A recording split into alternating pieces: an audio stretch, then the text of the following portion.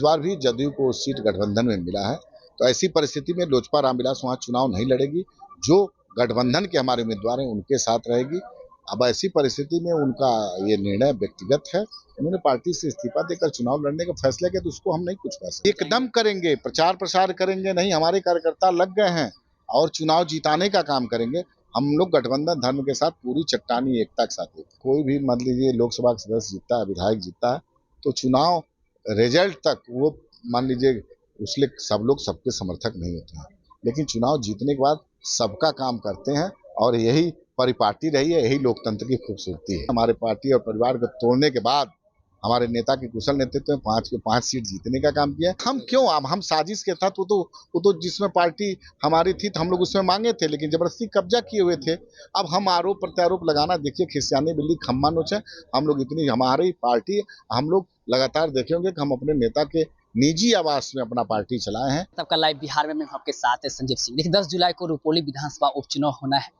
आपको बता दें कि पिछली बार 2020 में जब चुनाव हुआ था उसमें शंकर सिंह लोजपा रामविलास के टिकट पर वहां से चुनाव लड़े थे, दूसरे स्थान पर रहे थे, लेकिन इस बार उन्होंने पार्टी से इस्तीफा दिया। हमारे साथ बातचीत करने के लिए लोजपा रामविलास के प्रदेश अध्यक्ष अजीत तिवारी जी है, क्या कहेंगे? उन्होंने इस्तीफा दे दिया है शंकर सिंह ने और नहीं, उन्होंने हम अपना इस्तीफा हमको भेज दिया है, क्योंकि गठबंधन की एक मर्यादा होती है। वो आए थे, निश्चित रूप से 2020 में सेकंड थे, मेरे अच्छे हमारे साथी थे, लेकिन वो हमारी गठबंधन में सीट थी, वो जदयू से वहाँ विधायक चुनी गई थी और इस बार भी जदयू को सीट गठबंधन में मिला है। तो ऐसी परिस्थिति में लोजपा रामविलास वहाँ चुनाव नहीं लड़ेगी। जो गठबंधन के हमारे उम्मीदवार हैं उनके साथ रहेगी।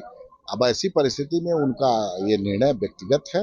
उन्होंने पार्टी से इस्तीफा देकर चुनाव लड़ने का फैसला किया, तो उसको हम नहीं कुछ कह सकते। एनडीए की तरफ से जो कलाधर मंडल जो प्रत्याशी है उसका सब लोग समर्थन करेंगे, प्रचार प्रसार एकदम करेंगे, प्रचार प्रसार करेंगे नहीं, हमारे कार्यकर्ता लग गए हैं और चुनाव जिताने का काम करेंगे।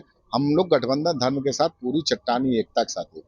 जैसे ही चिराग पासवान जी केंद्रीय मंत्री बने, 5 सीट आप लोग जीते, उधर पशुपति कुमार पारक जी का जो बंगला है वो खाली करने के लिए भवन निर्माण विभाग की तरफ से नोटिस जारी किया गया है। अब देखिए, देखते हैं अब इसको तो भवन निर्माण विभाग बताएंगे, उसके मंत्री बताएंगे, हमको इसमें कोई विशेष बताने की आवश्यकता नहीं है। हमारी सीटें हैं, हम चाहेंगे कि हमको एक कार्यालय मिले। हमारी डिमांड सरकार से ये होगी। अब वो घर खाली कराया जाएगा कि क्या होगा, ये वो डिपार्टमेंट आरोप लगा रहे हैं आप लोग पे कि मतलब साजिश के तहत हम लोग को। नहीं, हम क्यों, अब हम साजिश के तहत वो तो जिसमें पार्टी हमारी थी तो हम लोग उसमें मांगे थे, लेकिन जबरदस्ती कब्जा किए हुए थे। अब हम आरोप प्रत्यारोप लगाना, देखिए खिसियानी बिल्ली खम्मा नोचे।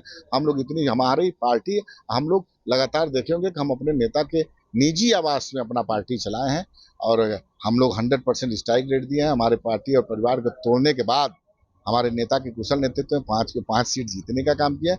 हम लोग अपना काम में विश्वास रखते हैं और इस टाइप की बयानबाजी से बचते हैं। ये सरकार का विषय है, ये सरकार। पार्टी कार्यालय के लिए आप लोगों ने आवेदन को दिया है? निश्चित रूप से पार्टी है, ये तो मेरा अधिकार है ना। क्षेत्रीय पार्टी है, 5 में 5 सीट हम लोग जीतने का काम किए, तो मेरा हक बनता है कि हम सरकार से अपना कार्यालय मांगे। सरकार से हमने कार्यालय का डिमांड किया है। अब सरकार कौन सा कार्यालय देगी नहीं देगी ये सरकार के ऊपर, लेकिन हमको कार्यालय देगी, इतना तो निश्चित है।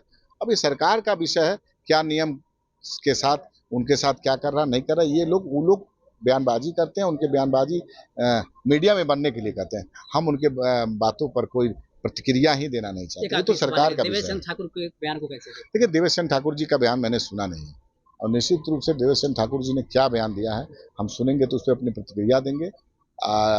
जहाँ तक आप लोग बताते हैं कि किसी जाति विशेष से बोले हैं, तो कतई ये हमारे समझ से हमको लग रहा है कि उनका बयान सुनने के बाद ही प्रतिक्रिया देना उचित होगा। लेकिन कोई भी विधायिका है या कोई भी मान लीजिए लोकसभा का सदस्य जीतता है, विधायक जीतता है, तो चुनाव रिजल्ट तक वो मान लीजिए उसके सब लोग सबके समर्थक नहीं होते हैं, लेकिन चुनाव जीतने के बाद सबका काम करते हैं और यही परिपाटी रही है, यही लोकतंत्र की खूबसूरती है। से बात कर रहे थे अजीत तिवारी जी ने साफ तौर पे कहा है कि जिस प्रकार से उन्होंने बयान दिया है और उसका हम लोग समर्थन नहीं करते हैं, सबका काम करनी चाहिए। साथ साथ बंगला को लेकर उन्होंने कहा है कि हमारी तरफ से कोई भी इसमें दखलंदाजी नहीं किया गया और साथ साथ उन्होंने कह दिया है कि हम लोग ने पार्टी कार्यालय के लिए आवेदन भी किया है। फिलहाल इस खबर में इतना ही और लाइव बिहार बहुत बहुत धन्यवाद।